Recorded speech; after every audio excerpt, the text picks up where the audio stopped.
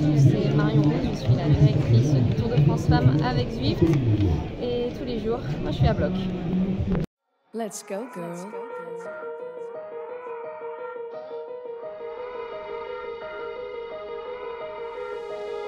C'est vrai que ce grand départ depuis les Pays-Bas était un succès parce qu'on a vu un monde incroyable, 250 000 personnes. Départ, arrivée, c'était juste complètement dingue. Ensuite, on est arrivé en Belgique avec ce final à Liège qui était juste magnifique. Et puis c'est vrai qu'on est arrivé enfin en France où il y a eu du monde également, que ce soit parti sur le parcours mais également à l'arrivée. Ouais, surtout Juliette Labousse, voilà, elle n'a pas perdu de temps sur des étapes qui pouvaient être piégeuses pour elle, des déplacements sur les Pays-Bas.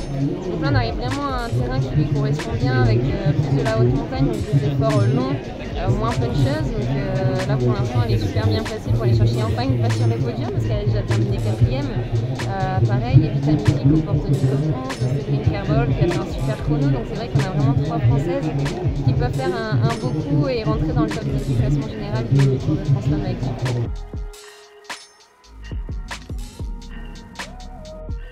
Ça a été surtout une discussion sur la première édition parce qu'on n'existait pas avant, donc on a su convaincre quand même pratiquement 80% de nos partenaires de nous faire confiance sur le Tour de France Femmes avec Zwift.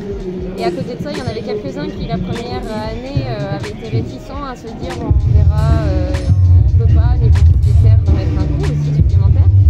Et en fait, quand ils ont vu la première édition et la réussite que ça a été, je peux vous dire que sur la deuxième édition, ils nous ont tous rejoints. Donc maintenant, on a beaucoup de sponsors similaires et ça fait que de grandir de plus en plus. C'est que la troisième édition, on est encore très récent. Nous, ce qu'on veut, c'est que la course, elle existe encore dans 100 ans, donc on y va pas à pas. Mais que ce soit au niveau des partenaires, mais également des collectivités, parce que les routes ne nous appartiennent pas, donc on est grâce aux collectivités également. Je peux vous dire que maintenant, 80% des demandes qui sont faites pour les hommes sont également faites pour les femmes. Il faut suivre pour les deux.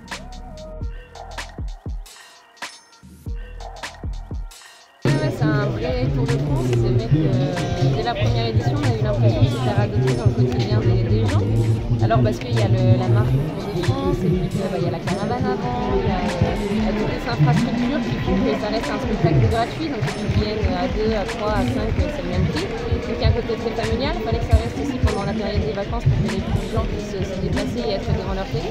Et puis évidemment, c'est que sportivement parlant, c'est très intéressant. Les filles, on leur a proposé une belle course, mais elles nous ont répondu à la pédale qu'elles le méritaient. Donc voilà, on a travaillé dur tout au long de l'année, mais je pense qu'on peut remercier surtout les coureuses qui nous font vivre encore ce genre d'étape qu'on a pu vivre aujourd'hui, où on vit toujours du départ jusqu'à l'arrivée.